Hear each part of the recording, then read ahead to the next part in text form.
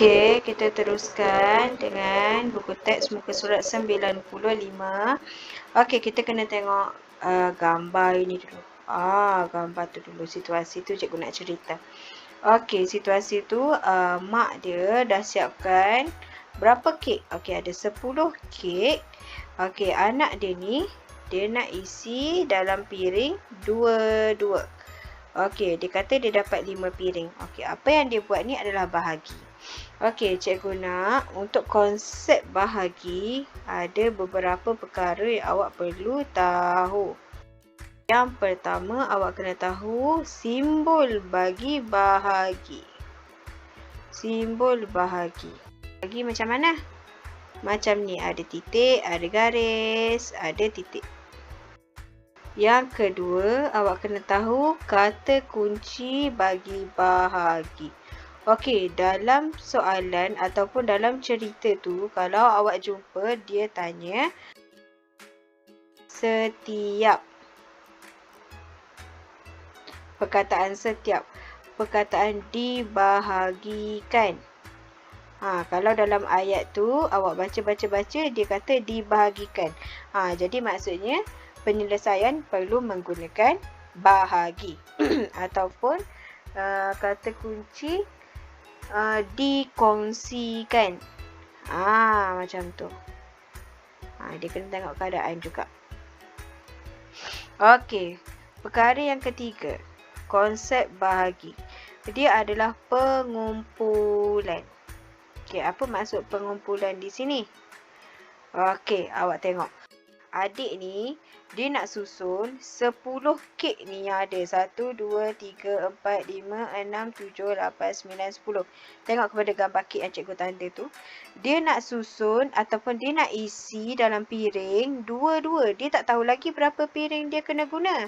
Tapi dia tahu dia nak susun dua-dua. Okey, cikgu tengok cikgu kumpul. 1 kumpulan, 1 piring, 2 4 piring, 5 piring. Lepas dia habis susun tu baru dia tahu. Oh, saya dapat 5 piring. Boleh juga macam cara yang dia buat ni. Dia susun, lepas tu dia letak 1 2 1 2 1 2 1 2 1 2. Habis kek tu. Habis kek tu 10 baru dia dapat 1 piring, 2 piring, 3 piring, 4 piring, 5 piring. Okey, tu maksud pengumpulan. Okey, sekarang ni yang keempat, ayat matematik. Okey, ayat matematik ni dia terbahagi kepada 2. Okey, sekarang ni cikgu nak awak tengok kepada ni yang cikgu bulatkan ni dalam gambar. Okey, ni ayat matematik bagi yang pertama. Apa beza dia? Okey, dia susun jumlah objek, ni jumlah objek, bahagi, simbol bahagi, bilangan objek dalam setiap kumpulan ataupun kita panggil ahli setiap kumpulan. Okey, kalau dalam gambar rajah di atas, jumlah objek maksudnya ada 10 kek. Okey, dia kata dia bahagi kepada dua-dua kan. Okey, dua-dua tu adalah ahli ataupun bilangan kek yang ada dalam pinggan. Bilangan ataupun ahli dalam pinggan.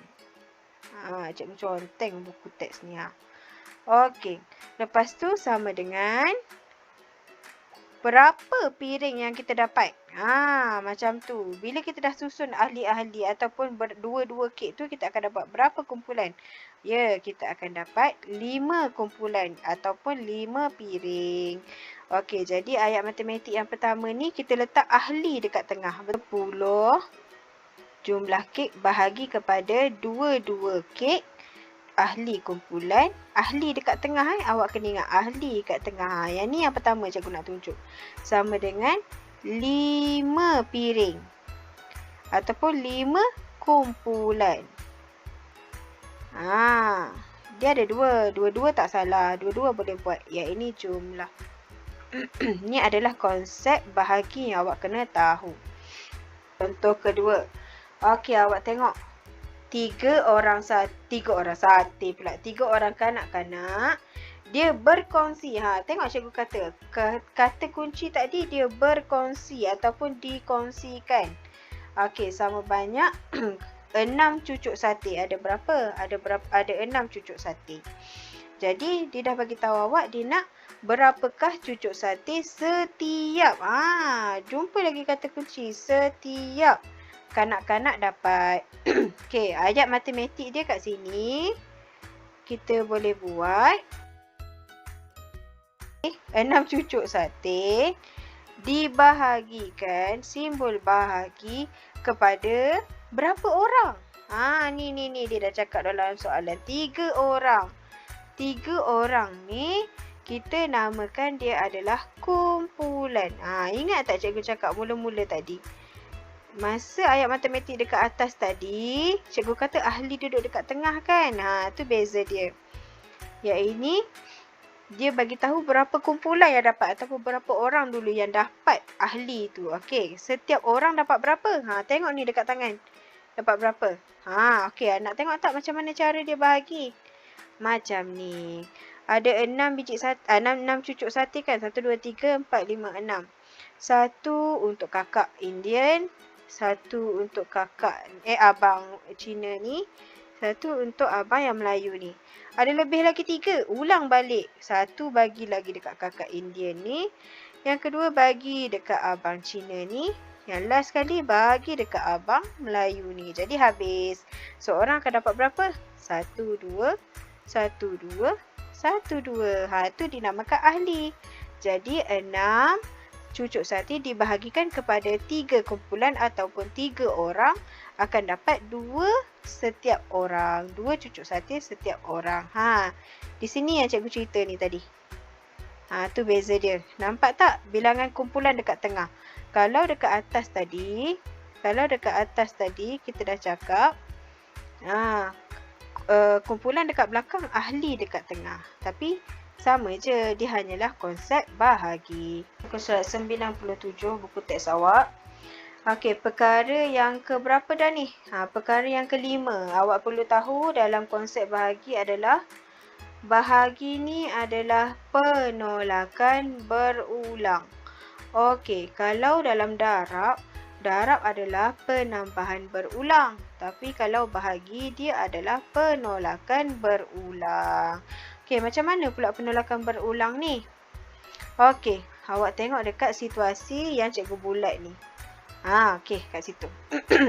Kakak ni, dia ada 8 keping agar-agar. Okey, dia beri 4 keping agar-agar kepada Wendy. Okey, dia baki tu ada berapa lagi? Ada 4. Dia bagi lagi kepada Selvi pula. Jadi bila kita beri agar-agar tu kepada Wendy dengan Selvi, agar-agar tu akan habis. Maksudnya agar-agar akan berkurang. Jadi bila berkurang, berlaku penolakan. Betul tak? Okey, jadi kita tengok dekat sini. Cikgu dah bulatkan tu. Okey, ni adalah jumlah agar-agar yang mula-mula ada. Bila kita tolak 4 kepada Wendy, kita akan ada lagi 4. Betul tak? Bila ada 4, kita bagi lagi 4 kepada Selvi. Betul tak? Dia tolak 4, tolak 4. Ni. Dia tolak 4, tolak 4. Maksudnya berulang lah sebab dia tolak yang sama. Tolak 4, tolak 4. Okey, lepas tu habis. Bila dia bagi-bagi tu akan habislah kosong ataupun sifar. Jadi kita boleh buat daripada soalan ni macam ni. 8 tolak 4 sama dengan 4. Dia dah bagi Wendy. Okey, lagi baki 4 ni. Okey. Dia tolak lagi 4 kepada Selvi pula akan jadi sifar. Bila sifar, dia tolak pula berulang. Kita boleh simpulkan dia kepada ayat matematik bahagi. Macam ni. Jumlah keseluruhan agar-agar adalah 8. Dia bahagi 4-4 ataupun dia tolak 4-4. Dia tolak 4 tu sebanyak 2 kali. Jadi, jawapan dia adalah 2.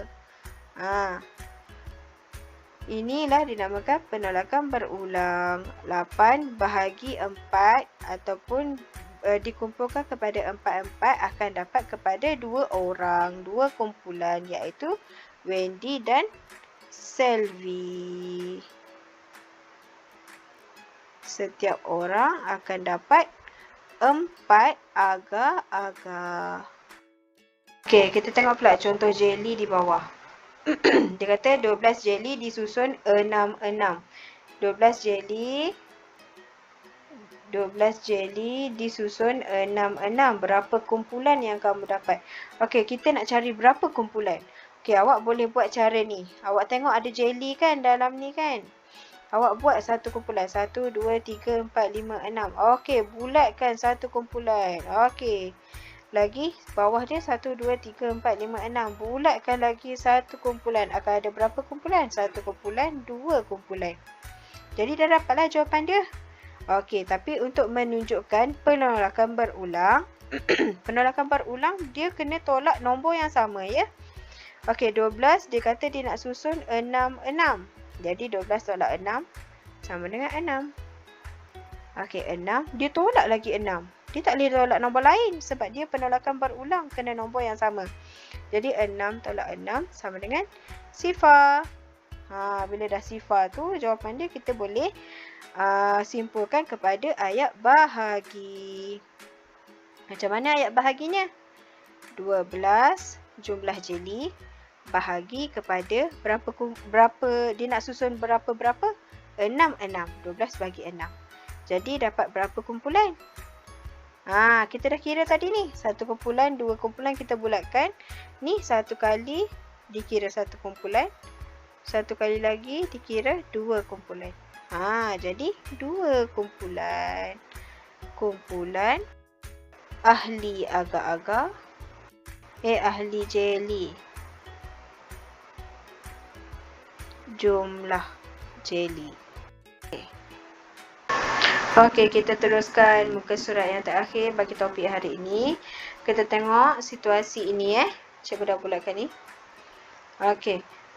Ada 18 batang pen dimasukkan ke dalam paket. Setiap paket dimasukkan 6 batang pen. Okey, sekarang ni kita dah tahu kita nak masukkan 6 batang bagi setiap paket. Tapi kita tak tahu dengan 18 batang ni kita akan dapat berapa paket. Ni dia dah tunjuk ni. Di situ macam cikgu terangkan. Ni ada 18 pen. Kita nak masukkan 6. 1 paket jadi ni. 2 paket jadi ni. 3 paket jadi ni. Jadi ayat matematik dia adalah ni lah. 18 batang pen dibahagikan ataupun dikumpulkan kepada 6. Okey, dibahagikan kepada 6. Sama dengan berapa? Kita dah kumpulkan tadi ni, bulat-bulat ni. Kita akan dapat berapa bulat? 1, 2, 3. 3 kumpulan. Jumlah ahli pen kumpulan ataupun paket. Okey, bila penolakan maksudnya pengurangan kan? Maksudnya kita kena kira mengundur. Okey, tengok pula ni garis nombor. Daripada 18 keseluruhan, kita kira mengundur sebanyak 6 dapat 12. Kita undur lagi 6 dapat 6. Kita undur lagi 6 dapat sifar. Ada berapa kali kita tolak? 1 kali, 2 kali, 3 kali. Inilah jawapan dia. Okey, sekarang ni yang terakhir, yang ke-6. Apa yang awak kena tahu pasal bahagi? Perkaitan antara darab dan bahagi. Okey, kaitannya dia adalah terbalik sahaja. Di mana kalau darab, benda tu semakin bertambah. Bila bahagi, bendanya semakin berkurang sebab kita dah pecahkan kepada kumpulan kecil. Okey, sekarang ni awak tengok contoh dekat sini. Kat sini cikgu dah bulatkan. Okey, jadi dia kata 3, awak dah belajar kan? 3 darab 6 menggunakan sifir sama dengan 18. Tapi kalau okey, ni maksud dia kumpulan ahli jumlah. Ni awak belajar masa darab topik yang lepas. Okey, kalau bahagi pula dia macam ni. Dia jumlah dulu. Ada berapa semua sekali jumlah tu? Ni jumlah N. Dia nak bahagi kepada 3 kumpulan. Dia sama je. Cumanya dia hanya terbalikkan keadaan. Okey. Bila semua 18 pen kita nak bahagikan kepada 3 kumpulan, akan dapat berapa setiap kumpulan? 6 ahli, 6 kumpulan ataupun 6 batang pen. Itulah perkaitan dia. Okey, contoh lain cikgu boleh buat. Okey, contoh lain. 2 piring, dalam setiap piring ada 3 donat. Okey, semua sekali donat akan ada 6. 6 donat semua sekali. Okey, 1, 2.